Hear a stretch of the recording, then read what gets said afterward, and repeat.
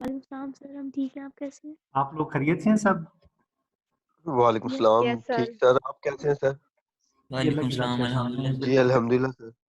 अच्छा बेटा, अब हम ये देखने जा रहे हैं कि जो हमारे पास स्पेक्ट्रम है किसी भी डाई एटॉमिक मॉलिक्यूल का, ये किस तरह का स्पेक्ट्रम नज़र आता है। मैं ये यहाँ कुछ रोटेशनल लेवल बनाने लगा हूँ।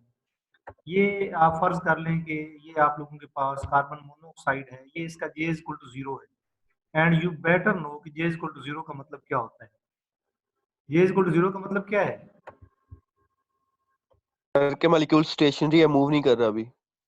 J इक्वल टू 1 का मतलब क्या है? सर मॉलिक्यूल ने हल्का सा मूव करना स्टार्ट शुरू किया सर। मॉलिक्यूल ने रोटेट करना शुरू किया है। यस सर, रोटेट करना। और J इक्वल 2 से क्या मुराद है? सर मॉलिक्यूल की रोटेशनल स्पीड एनर्जी बढ़ चुकी है सर। हाँ, रोटेशनल एनर्जी बढ़ चुकी है। हमारे पास ये आप लोगों के सामने ये मैं बना रहा हूँ कुछ, ये रोटेशनल लेवल है। Yes sir.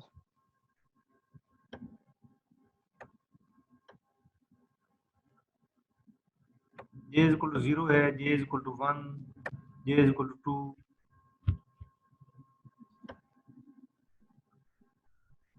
J equal to 3 है, J इक्वल टू 4 है।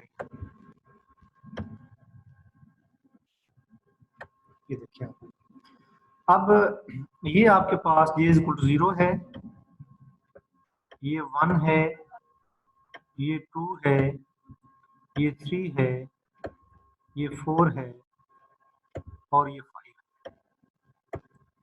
एक बात मैं आप लोगों से पूछना चाहता हूँ, मुझे ये बताएं कि इनके दरमियान जो लाइन स्पेसिंग है, देखें आप लोग देख रहे हैं कि लाइन स्पेसिंग जो है वो बढ़ती जा रही है। इनके दरमियान जो एनर्जी का गैप है वो बढ़ता जा रहा है। इस बात का पता कहाँ से चलता है कि एनर्जी का गैप बढ़ता जा रहा है? यानी इसकी एनर्जी कम है, इसकी एनर्जी ज्यादा है, इसकी और ज्यादा है, ये एनर्जी का गैप बढ़ता जा रहा है। जी, कैसे पता चलता है कि इनके दरमियान एनर्जी गैप जो है वो बढ़ते जा रहे हैं? सर जे की वैल्यू है।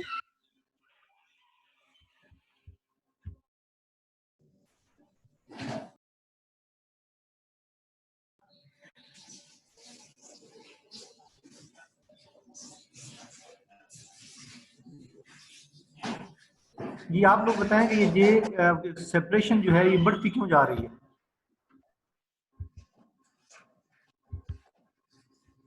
बता सकते हैं कहाँ से आपको पता चलता है कि ये सेपरेशन बढ़ती जा रही है?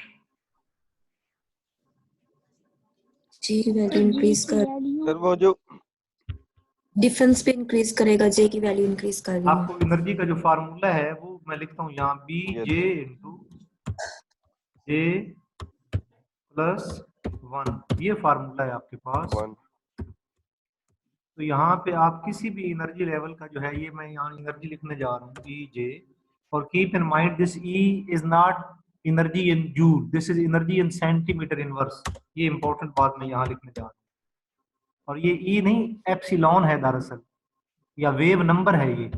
Let me right wave number over here. अभी तो मैंने आप लोगों से ये बात पूछी है कि मुझे ये बताएं कि एनर्जी के गैप ये किस तरह है। अब फर्ज किया हम ये देखना चाहो, और आपको पता है एनर्जी गैप के बारे में, वो मैं आप लोगों को बता देता हूँ कि एनर्जी गैप, और ये तो एनर्जी का फार्मूला है। अब हम देखना चाहते हैं कि एनर्जी के गैप जो है वो कितने हैं, कैसे हैं। तो चेंज इन एनर्जी जो है, change in energy wave number, उसका फार्मूला है 2b जे प्लस 1, ये फार्मूला है 2b इंटू जे प्लस 1, ये फार्मूला है। अब अगर आप देखना चाहते हैं 0 और 1 जो है उसके दरमियान, आप देखना चाहते हैं कितना गैप है 0 और 1 के दरमियान, तो आप लोग क्या करेंगे, यहाँ पे आप 0 पुट करेंगे इस फार्मूले। इसमें जो जे है ना, ये लोअर नंबर है।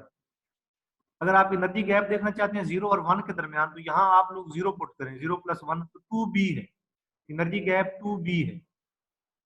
इन दोनों के दरमियान जो एनर्जी गैप है वो आप लोगों के पास 2b है, इनके दरमियान। इसी तरह आप लोग देखना चाहते हैं 1 और 2 के दरमियान कितना गैप है, 1 + 1 2 2 4b गैप। तो यह मैं इसी तरह देखना चाहते हैं कि 2 और 3 के दरमियान कितना गैप है। तो ये देखें आप लोग, यहाँ आप लोग 2 पुट करें, यहाँ लोअर नंबर 2 + 1 3 2 6 6b, यानी यहाँ पे गैप 6b है आप लोगों के पास, यहाँ पे गैप आप लोगों के पास 4b है, यहाँ पे आप लोगों के पास गैप जो है वो 2b है। मेरी बात की समझ आई है नहीं आई? Yes, sir. सर आ गया। अच्छे से आप लोगों ने, यानी आपको ये पता होना चाहिए कि जब आप लोग ये एनर्जी स्पेसिंग बना रहे हैं तो आप लोगों को ये पता होना चाहिए कि आप लोगों ने ये किस तरह ड्रा करने हैं।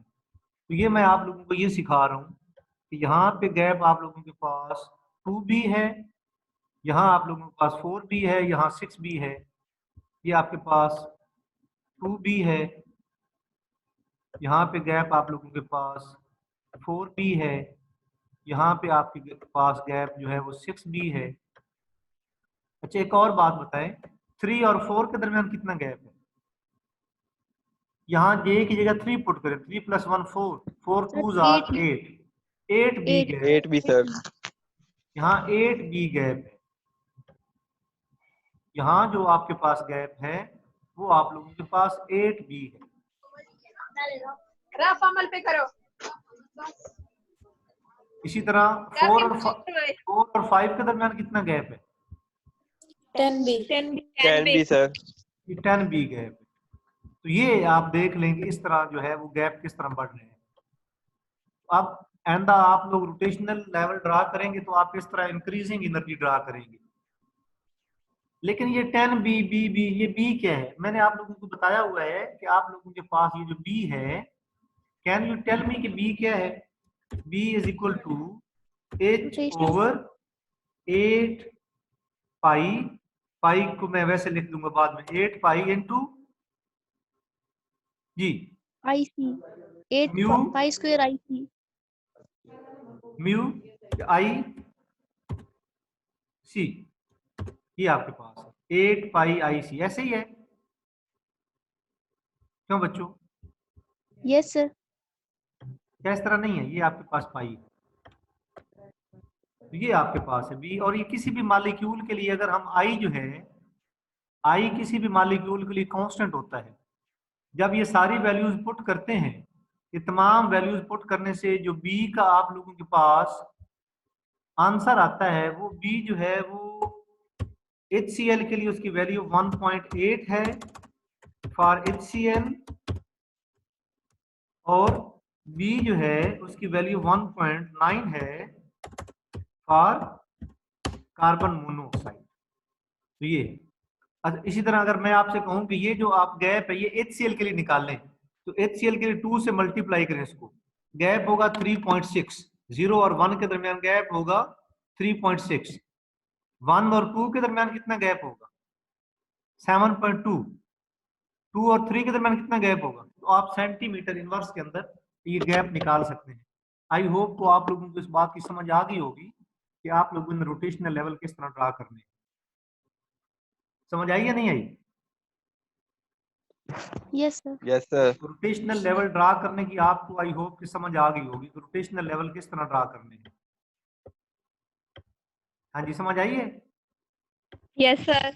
अब हम ये देखना चाहते हैं कि अगर जो आपके पास कोई भी इंस्ट्रूमेंट है, करते हैं और बोल देते हैं जो भी क्वेश्चन करना होता है, फिर किसी ने सर को वीडियो भेजनी हो कि कैसे करना है तो इधर वीडियो स्टार्ट कर देते हैं अपने।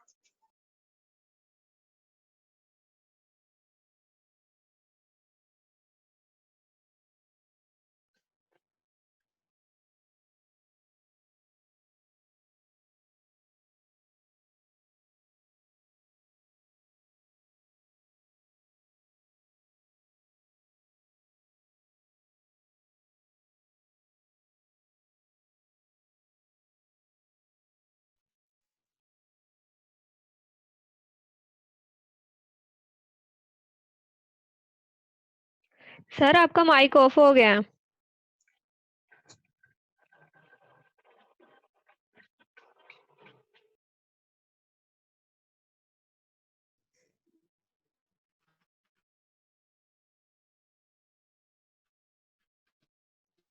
सर आवाज नहीं आ रही है, माइक अनम्यूट करें।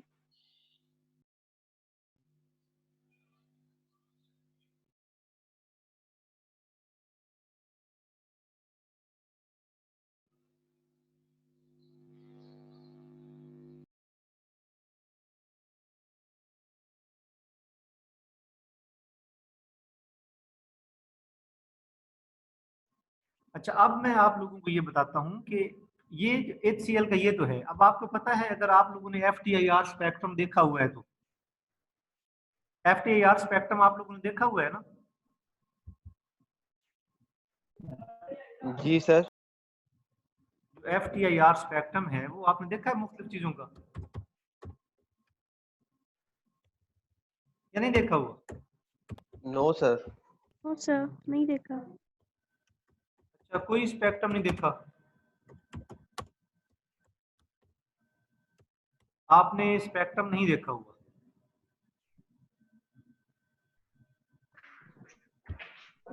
नहीं सर, देखा था 4th सेमेस्टर में। अच्छा, अभी मैं आप लोगों को दिखाता हूँ। आपकी स्क्रीन पे ये जो नजर आ रहा है स्क्रीन पे? आपकी स्क्रीन पे क्या नजर आ रहा है? Yes sir. Sir spectrum of HCl। जी जी, हाँ, ये ना sir vibrational rotation spectrum FHCl नजर ये आ रहा है। Vibrational rotational spectrum of HCl है। इसको आप लोग for the time being rotational spectrum इसी तरह होता है। HCl का रोटेशनल स्पेक्ट्रम जो है, ये लाइन है, ये इस तरह आती है लाइन। मैं आप लोगों को ये बताना चाहता हूँ कि जब आप लोग एक स्पेक्ट्रम रिकॉर्ड करते हो तो आपको स्पेक्ट्रम किस तरह नजर आ रहा होता है। एक स्पेक्ट्रम रिकॉर्ड करते हैं जब आप लोग, तो आपको स्पेक्ट्रम किस तरह नजर आ रहा है, मैं आप लोगों को वो बताना चाहता हूँ। ये स्पेक्ट्रम रिकॉर्ड कैसे हुआ है? जब आप लोग HCl प्रोवाइड करेंगे स्पेक्ट्रम हासिल करने के लिए, तो आप लोगों को जो स्पेक्ट्रम नजर आएगा वो किस तरह आएगा, वो यहां से देखते हैं। सपोज HCl का स्पेक्ट्रम, इसके बारे में हम देखना चाहते हैं, तो हम देखेंगे कि एक मॉलिक्यूल जो है HCl का, उसको कितनी एनर्जी चाहिए 0 से 1 में जाने के लिए। एक मॉलिक्यूल आहिस्ता आहिस्ता रोटेट कर रहा है, उसको 0 से 1 में जाने के लिए कितनी एनर्जी चाहिए, बताएं जी, बता सकते हैं? जितना इनका एनर्जी गैप है, इनका एनर्जी गैप 3.6। इनका एनर्जी गैप 2b है। इनका एनर्जी गैप जो है वो 2b है। HCl के मॉलिक्यूल को 0 से 1 रोटेशनल लेवल में जाने के लिए 2b एनर्जी चाहिए। और HCl के लिए b की वैल्यू क्या होती है? 1.8 1.9 से मल्टीप्लाई करें, आप लोगों के पास क्या आ गया? 3.6। 3.6। HCl का मॉलिक्यूल है, उसको 0 लेवल से फर्स्ट लेवल में जाने के लिए जो एनर्जी चाहिए वो है 3.6 सेंटीमीटर इनवर्स। इतनी एनर्जी चाहिए। समझ आई? अब आप लोगों के पास ये स्पेक्ट्रम आपको कैसे नजर आएगा? स्पेक्ट्रम नजर कैसे आएगा? ये सपोज आपके पास स्पेक्ट्रम रिकॉर्ड हो रहा है, तो यहाँ पे पहली लाइन स्पेक्ट्रम के अंदर जो आप लोगों को मिलेगी, पहली लाइन, वो पहली लाइन ये होगी। यहाँ पे सपोज आप लोगों के पास फर्ज करें यहाँ पे जो वैल्यू है वो 0 सेंटीमीटर इनवर्स है, यहाँ पे 0 सेंटीमीटर इनवर्स है, और इस साइड पे आप लोगों के पास सेंटीमीटर इनवर्स जो है वो फर्ज करें कि इस साइड पे सेंटीमीटर इनवर्स की वैल्यू इंक्रीज कर रही है, तो ये 0 सेंटीमीटर इनवर्स यहाँ पे होगा। लेकिन आपको 0 से 1 में जाने के लिए कितनी चाहिए? 3.6। तो 3.6 सेंटीमीटर पे एक लाइन आ जाएगी आप लोगों के पास। 3.6 सेंटीमीटर पे एक लाइन आ जाएगी। समझ आई या नहीं आई? अगर मैं आप लोगों से पूछूं कि ये लाइन क्यों आई है, आपने ये कहना है ये लाइन इस वजह से आई है, जब हम माइक्रोवेव एनर्जी किसी मॉलिक्यूल के ऊपर डालते हैं, तो एक मॉलिक्यूल जो स्टेशनरी होता है उसको आहिस्ता आहिस्ता रोटेट करने के लिए, यानी J0 से J1 में जाने के लिए जो एनर्जी चाहिए वो 3.6 सेंटीमीटर इनवर्स है, उसकी जगह पे लाइन आ गई है। या मैं आपसे पूछूं ये लाइन क्यों आई है, आपने कहना है ये J0 to J1 ट्रांजिशन वाली लाइन है। J0 से J1 में जब मॉलिक्यूल ट्रांजिशन करता है, जो एनर्जी वो ऑब्जर्व करता है, ये वो वाली एनर्जी है। ये 0 से 1 में जो मॉलिक्यूल ट्रांजिशन करता है, ये वो वाली एनर्जी है। अब देखना चाहते हैं कि नेक्स्ट लाइन कहाँ पे आएगी, वो देखना चाहते हैं कि नेक्स्ट लाइन हमारे पास कहाँ पे आएगी। अब मॉलिक्यूल 1 से 2 में जाएगा। 1 से 2 में जाने के लिए मॉलिक्यूल को कितनी एनर्जी चाहिए?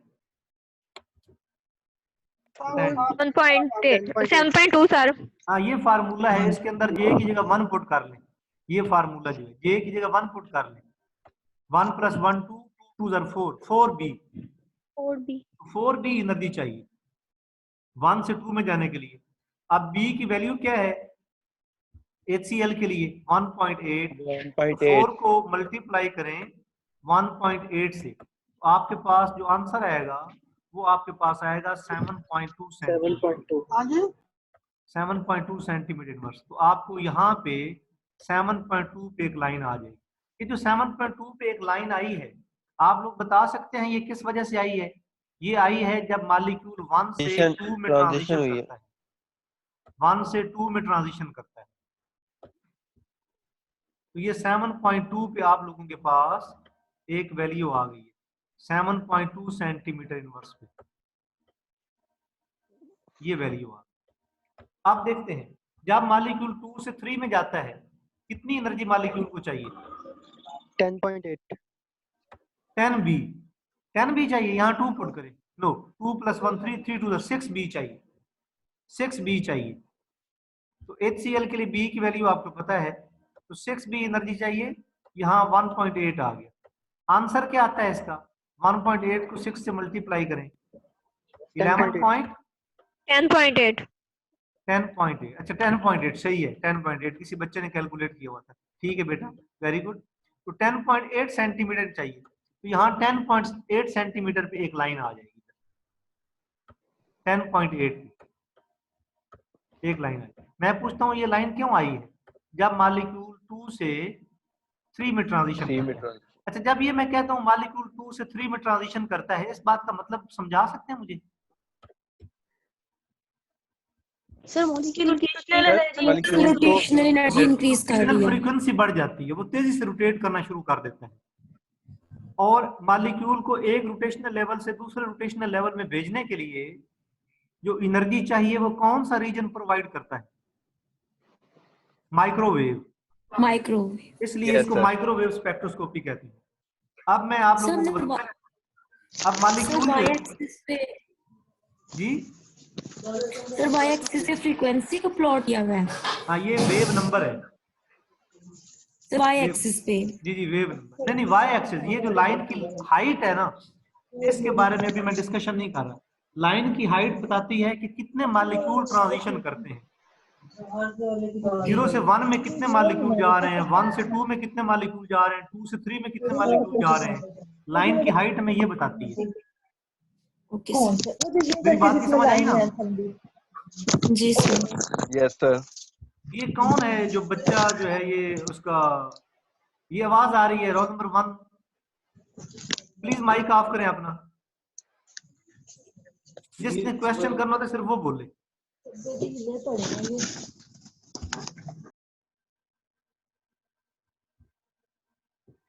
अच्छा, जो एक्स एक्सिस पे वैल्यूज आ रही हैं, ये हमें ये बताती हैं कि 0 से 1 में जाने के लिए कितनी एनर्जी चाहिए, 1 से 2 में जाने के लिए कितनी एनर्जी, 2 से 3 में जाने के लिए कितनी चाहिए।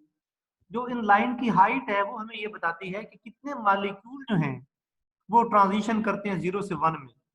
जितने मॉलिक्यूल 0 में होंगे इतने ही 1 में जाएंगे। तो मॉलिक्यूल की तादाद कैसे कैलकुलेट करते हैं? सुने मेरी बात। यानी अगर हम ये देखना चाहते हैं कि कार्बन डाइऑक्साइड का एक सैंपल है, उसमें कितने मॉलिक्यूल ऐसे हैं जो स्टेशनरी हैं, उनकी तादाद कैसे कैलकुलेट करते हैं, आगे हम वो फार्मूला एक देखेंगे। उस फार्मूले से पता चलता है कितने मॉलिक्यूल ऐसे हैं जो आहिस्ता आहिस्ता रोटेट कर रहे हैं, उनकी तादाद भी मालूम कर सकती है कि J = 1 में कितने हैं। कितने मॉलिक्यूल J = 2 में है, उनकी तादाद भी मालूम की जा सकती है। तो ये जो लाइन की हाइट है, इसका ताल्लुक है कितने मॉलिक्यूल जंप करके एक लेवल से दूसरे लेवल में जाते हैं। बात की समझ आई या नहीं आई? अब एक मॉलिक्यूल जो है वो आप लोगों का 3 से 4 में ट्रांजिशन करता है, कितनी एनर्जी चाहिए? यहां से फाइंड करें, इसमें 3 पुट करें। 3 + 1 4 2 are 10 4 2 are 8b 8b को मल्टीप्लाई कर जी 14.4 सर 14.4 आपके पास यहाँ 14.4 पे 14.4 पे लाइन आ जाएगी 14.4 सेंटीमीटर इनवर्स। और ये लाइन क्यों आई है? जब मॉलिक्यूल 3 से 4 में जाता है।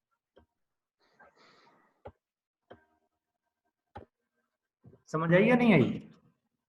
Yes sir. इस तरह आप लोगों के पास एक रोटेशनल स्पेक्ट्रम आप लोगों को हासिल हो जाता है। एक अगर मैं ये तो मैंने हिंद से लिखी है ना, अगर मैं हिंद से ना लिखूं, अगर मैं बी की टर्म में बात करूं, बी की टर्म में मैं ये हिंद से नहीं लिखता, मैं बी के बारे में बात करता हूं। आप फिर मुझे बताएं, आप 0 से 1 में जाने के लिए कितनी एनर्जी चाहिए? Sir 2b। 2b, very good. 0 से 1 में जाने के लिए 2b चाहिए। 1 से 2 में जाने के लिए 4b। 4b और भी सर 4b, और 2 से 3 में जाने के लिए 6b 6b, 6b और 3 से 4 में जाने के लिए 8b। 8b, और 4 से 5 में जाने के लिए 10b 10b, ये चाहिए। अब एक और बड़ा इंपॉर्टेंट यहाँ इस स्पेक्ट्रम में एक बड़ी इंपॉर्टेंट बात मैं आपको बताने लगा हूं कि इन लाइंस के दरमियान फासला कितना होता है। ये लाइन 4b पे है, ये 2b पे है, तो 2b फासला हो का। गया 2b 2b का। Yes sir. 2b का फासला। अच्छा सर, यही क्वेश्चन पूछना था कि हर दफा 2b का गैप क्यों आ रहा है सर? जी 2b का गैप वो आपके सामने कैलकुलेशन है, उसमें तो क्यों वाली बात नहीं है, कैलकुलेशन से साबित नहीं हो रहा कि 2b का गैप आएगा। लाइन की स्पेस याद जी रखें, सर। एनर्जी लेवल कुछ और चीज है। ये है कि जो स्पेक्ट्रम आपको रियल में हासिल होता है उनके दरमियान डिस्टेंस कितना है, 2b। यानी मैं अगर आप बताऊं HCl का स्पेक्ट्रम है, सपोज HCl का स्पेक्ट्रम है, HCl के स्पेक्ट्रम में मैं आपसे पूछता हूं, बताएं जी लाइनों के दरमियान कितना फासला होगा? आप कहेंगे 3.6 सेंटीमीटर इनवर्स। 2b का सर। कितने फासले पे लाइन आएगी? 3.6 सेंटीमीटर इनवर्स पे, यानी लाइनों के दरमियान फासला एक जितना होता है। इसलिए आप लोग यहाँ देखें, ये आपके पास रोटेशनल स्पेक्ट्रम आपकी स्क्रीन पे आ गया है। Yes sir. यहाँ इस रोटेशनल स्पेक्ट्रम में आप लोग देख सकते हैं ये एक जितने फासले पे, ये लाइन नजर आ रहा है कि एक जितने फासले पे है। आगे कुछ चीजें होंगी जो हम एस्टेब्लिश करेंगे, कुछ चीजें आगे होंगी जो हम देखेंगे, लेकिन अभी यहाँ से ये लग रहा है कि इनके दरमियान जो फासला है वो एक जितना आ रहा है। बात की समझ आई या नहीं आई? Yes sir. कुछ और फैक्टर डिस्कस करेंगे जो इसको इफेक्ट करते हैं लाइन स्पेसिंग को, लेकिन यहां से देखने लग रहा है कि फासला एक जितना सबके दरमियान।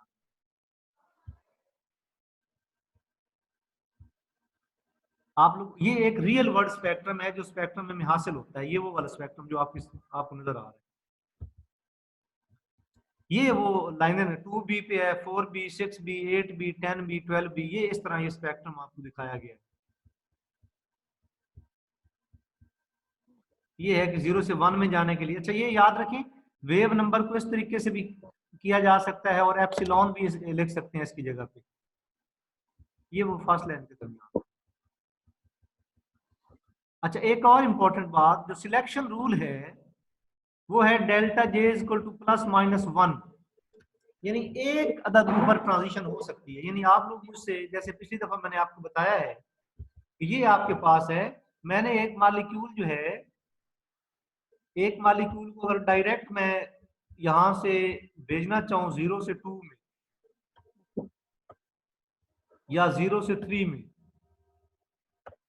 या 0 से 4 में, ये जो ट्रांजिशन है, these transition are not possible, ये नहीं हो सकता। सिलेक्शन रूल है या एक जंप ऊपर, यानी 0 से 1 में जा सकते हैं, 1 से 2 में, 2 से 3 में, 3 से 4 में, या नीचे जंप करके आएंगे तो 4 से 3 में आ सकता है, 3 से 2 में, 2 से 1 में, 1 से 0 में, ये आ सकता है। ये नहीं हो सकता 0 से जंप करके वो डायरेक्ट 2 में जाए, या इस तरह नहीं हो सकता।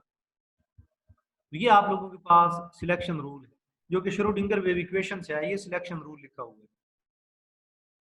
प्लस का मतलब है कि मॉलिक्यूल जब 0 से 1 में जाता है, यानी एब्जॉर्ब करता है, एनर्जी एब्जॉर्ब करके ऊपर जाता है, और माइनस का मतलब है जब मॉलिक्यूल एब्जॉर्ब करके नीचे आता है। बात की समझ आई या नहीं आई? Yes sir. Yes sir. अच्छा, अब कब कोई मॉलिक्यूल जो है वो माइक्रोवेव रीजन में एब्जॉर्ब करता है, उसके लिए मैं आपको बताता हूँ। जो होमोन्यूक्लियर मॉलिक्यूल होते हैं वो इनएक्टिव होते हैं, वो एब्जॉर्ब नहीं करते। जो होमोन्यूक्लियर मॉलिक्यूल हैं वो माइक्रोवेव रीजन के अंदर एब्जॉर्ब नहीं करते, उनका कोई स्पेक्ट्रम नहीं आता। जैसे N2 है, O2 है, H2 है। जो हेट्रोन्यूक्लियर मॉलिक्यूल है उनका स्पेक्ट्रम आता है, जैसे HCl है, CO है। अब मैं आपको बताना चाहता हूँ कि इनका स्पेक्ट्रम क्यों आता है, ये जो होमोन्यूक्लियर है। अभी हमने एक स्पेक्ट्रम तो हमने देख लिया। नेक्स्ट मैं आप लोगों को ये बताना चाहता हूँ कि हमें क्यों आता है। तो ये देखिए, सपोज हमारे पास HCl का एक मॉलिक्यूल है। आपको पता है कि हाइड्रोजन जो है उसकी इलेक्ट्रोनेगेटिविटी आप लोगों के पास 2.1 है, और क्लोरीन जो है उसकी इलेक्ट्रोनेगेटिविटी 3.1 है। जब इलेक्ट्रोनेगेटिविटी का डिफरेंस जो है 0.5 से ग्रेटर हो, तो ऐसे मॉलिक्यूल कहते हैं पोलर मॉलिक्यूल। जिसकी इलेक्ट्रोनेगेटिविटी ज्यादा होगी नेगेटिव चार्ज, अगर जिसकी कम है वो पॉजिटिव चार्ज। आप भी याद रखें कि ये जो मॉलिक्यूल है पॉजिटिव टू नेगेटिव, ये आप लोगों के पास एक डाइपोलर मॉलिक्यूल, इसके दो पोल हैं। अब कौन सी ऐसी क्वांटिटी है जो पोलैरिटी को जाहिर करती है? कौन सी ऐसी क्वांटिटी है जो पोलैरिटी को जाहिर करती है? वो है dipole movement. Dipole movement sir. Dipole movement है जो किसी मॉलिक्यूल की पोलैरिटी को जाहिर करती है। डाइपोल मूवमेंट जो है वो आप लोगों के पास क्या चीज है? डाइपोल मूवमेंट है mu is equal to q multiplied by r. वो मल्टीप्लाइड बाई आर, दो चीजों पे डाइपोल मूवमेंट डिपेंड करती है कि चार्ज कितना है और साथ उन चार्ज के दरमियान सेपरेशन क्या है। तो बात ये है कितना चार्ज है इसके ऊपर कितना चार्ज है, और चार्ज की सेपरेशन क्या है। तो यहाँ जो H+1 है, इसके ऊपर चार्ज +1 है, इसके ऊपर -1। यहाँ ये Q कौन सा चार्ज है? ये प्लस वाला चार्ज है, ये माइनस वाला चार्ज है। तो याद रखें दिस Q इज पॉजिटिव और नेगेटिव चार्ज। ये कोई भी चार्ज हो सकता है, या पॉजिटिव चार्ज है या नेगेटिव चार्ज, क्योंकि किसी भी मॉलिक्यूल में पॉजिटिव और कोई भी पोलर मॉलिक्यूल है उसमें पॉजिटिव और नेगेटिव चार्ज जो है इनकी क्वांटिटीज जो है ये बराबर होती है। अगर Q के बारे में पूछा जाएगा ये Q कौन सा चार्ज है, ये पॉजिटिव भी हो सकता है, पॉजिटिव। ये है magnitude of positive, magnitude of positive और नेगेटिव चार्ज। ये है आपके पास पॉजिटिव या नेगेटिव चार्ज। कोई सा भी चार्ज ये आप लोगों के पास हो सकता है, पॉजिटिव या नेगेटिव चार्ज हो सकता है, क्योंकि दोनों की मिकदार जो है मैग्नीट्यूड पॉजिटिव और नेगेटिव की इक्वल होती है। इसी तरह आर जो है ये आपके पास है separation between molecule, separation between polar atom, between atoms, ये आपके पास। तो अब तो डाइपोल मूवमेंट आप लोगों ने मालूम कर लिया इस फार्मूले से कि चार्ज कितना है और चार्ज के दरमियान सेपरेशन जो है वो कितनी है। अब उसकी मैग्नीट्यूड तो यहाँ से फाइंड कर लेंगे डाइपोल मूवमेंट की, लेकिन डाइपोल मूवमेंट आपको पता है एक वेक्टर क्वांटिटी है, और जो वेक्टर है उसकी कुछ डायरेक्शन होती है। तो इस डाइपोल मूवमेंट की डायरेक्शन होती है positive to negative. Positive negative. और आपने देखा होगा कि जब भी डाइपोल मूवमेंट लिखते हैं तो पॉजिटिव वाली साइड पे एक कट होता है यहाँ पे। इसका मतलब होता है कि पॉजिटिव किस साइड पे, ये बताता है आप लोगों को कि पॉजिटिव की। तो ये यहाँ पॉजिटिव है, इसलिए इस साइड पे आप लोगों ने एक कट से लगाया है।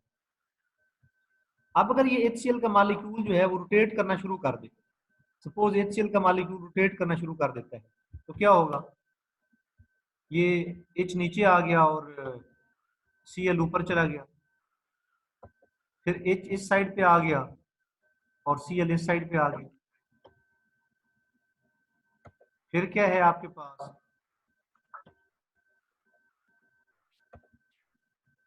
और फिर ये ओरिजिनल यहाँ पे आप लोगों के पास पॉजिटिव चार्ज, यानी अगर H नीचे आ गया ये पॉजिटिव, फिर H रोटेट करता हुआ राइट साइड पे आ गया, फिर H रोटेट करता हुआ ऊपर चला गया, फिर H रोटेट करता हुआ लेफ्ट साइड पे है। तो ये यानी ये जहाँ पे कट लगाया है ये H वाली साइड है, पॉजिटिव साइड। तो एक मॉलिक्यूल जब HCl का मॉलिक्यूल एक रोटेट करना शुरू कर देता है तो इसके वेक्टर की डायरेक्शन जो है वो इस तरह होती है। तो जब मैग्नीट्यूड तो सेम है, डाइपोल मोमेंट की मैग्नीट्यूड सेम है, लेकिन डायरेक्शन जो है एक रोटेट करते हुए मॉलिक्यूल की डायरेक्शन जो है वो हर लम्हे चेंज हो रही है। रोटेट करते हुए मॉलिक्यूल की डायरेक्शन हर लम्हे चेंज हो रही है। यहाँ पे आप लोगों के पास HCl का मॉलिक्यूल ये है, H नीचे Cl ऊपर, इधर H राइट साइड पे, Cl लेफ्ट साइड पे, H ऊपर है Cl नीचे है, यहाँ पे H लेफ्ट साइड पे। ये एक रोटेशन मुकम्मल हो गया, एक रोटेशन यहाँ पे मुकम्मल हो गया। अब अगर मैं आप लोगों से क्वेश्चन करूं कि मुझे बताएं कि डाइपोल मोमेंट जो है वो चेंज हुआ है या नहीं हुआ रोटेशन के दौरान। ये रोटेशन के दौरान No, dipole sir. Moment change हुआ है। जो वेक्टर क्वांटिटी होती है, हम कहते हैं जब कोई वेक्टर कब चेंज होता है, अगर उसकी मैग्नीट्यूड में चेंज आ जाए या उसकी डायरेक्शन में चेंज आ जाए, तो हम कहते हैं कि जो वेक्टर है वो चेंज हो गया। तो वेक्टर चेंज हो रहा है। अगर हमें ये पता चल जाए कि ये चेंजिंग डाइपोल मोमेंट की फ्रीक्वेंसी क्या है, चेंजिंग डाइपोल मोमेंट एक सेकंड में कितनी बार ये डाइपोल मोमेंट चेंज होता है, एक सेकंड में डाइपोल मोमेंट कितनी बार, चेंजिंग डाइपोल मोमेंट की फ्रीक्वेंसी क्या है, frequency of changing dipole moment. अगर हमें ये पता चले frequency of changing dipole moment यानी एक सेकंड में कितनी बार चेंज होता है, तो आप लोगों के पास एक ऑसिलेटिंग इलेक्ट्रिक फील्ड आ जाता है। यानी हर लम्हे एक सेकंड में पॉजिटिव इधर है, नेगेटिव ऊपर है, पॉजिटिव नेगेटिव। अगर एक सेकंड में HCl का मॉलिक्यूल 10 बार रोटेट करता है तो 10 बार पॉजिटिव और नेगेटिव की डायरेक्शन चेंज होती है। यानी इसका मतलब है कि एक जो इलेक्ट्रिक फील्ड है उसने ऑसिलेट करना शुरू कर दिया, उसने रोटेट करना शुरू कर दिया। बात की समझ आई है या नहीं Yes, है? sir. Yes sir. यानी यहाँ अगर पॉजिटिव नीचे है, यहाँ आप लोगों के पास, यहाँ पे अगर आप लोगों के पास, अगर ये आप लोगों के पास पॉजिटिव है, लेट मी राइट पॉजिटिव, ये पॉजिटिव है और ये आपके पास नेगेटिव है, यहाँ ये पॉजिटिव है और ये आपके पास नेगेटिव है, इधर ये पॉजिटिव है और ये आपके पास नेगेटिव है, यहाँ आपके पास ये पॉजिटिव है और ये नेगेटिव। एक सेकंड में जितनी बार ये डाइपोल मोमेंट जो है वो चेंज होगा तो हम कहेंगे इस डाइपोल मोमेंट की फ्रीक्वेंसी इतनी ज्यादा है। तो ये एक इलेक्ट्रिक फील्ड है। और आपको पता है जो माइक्रोवेव रीजन है इलेक्ट्रोमैग्नेटिक रेडिएशन का, वो भी, उसमें भी इलेक्ट्रिक फील्ड होता है। जब आप लोग सपोज ये एक सेकंड में 10 बार रोटेट कर रहा है, यानी जो चेंजिंग मैग्नेटिक फील्ड है या इलेक्ट्रिक फील्ड है उसकी फ्रीक्वेंसी 10 है, तो अगर उसी फ्रीक्वेंसी की आप लाइट उसके ऊपर डालेंगे तो रेजोनेंस का फिनोमिनन होगा। आपको पता ना रेजोनेंस का, जब फ्रीक्वेंसी चेंज होती है तो एम्पलीट्यूड बढ़ जाता है। इलेक्ट्रोमैग्नेटिक रेडिएशन जो है उनका जो माइक्रोवेव रीजन है उसमें जो इलेक्ट्रिक फील्ड की चेंज होने की फ्रीक्वेंसी है वो रोटेशनल फ्रीक्वेंसी के इक्वल होती है। इस वजह से हम ये कहते हैं कि जब माइक्रोवेव रीजन में लाइट डालते हैं इसके ऊपर तो उसका इलेक्ट्रिक फील्ड इसके इलेक्ट्रिक फील्ड के साथ इंटरेक्ट करता है, और अगर फ्रीक्वेंसी एक जैसी होगी तो वो उसकी रोटेशनल फ्रीक्वेंसी जो है वो इंक्रीज हो जाएगी, रेजोनेंस हो जाएगा उसमें। तो ये वजह है कि एक रोटेशनल लेवल से मॉलिक्यूल दूसरे रोटेशनल लेवल में चला जाता है। ओके जी, अल्लाह हाफिज। Okay, sir. अल्लाह। सर ये लेक्चर भेज दीजिएगा ग्रुप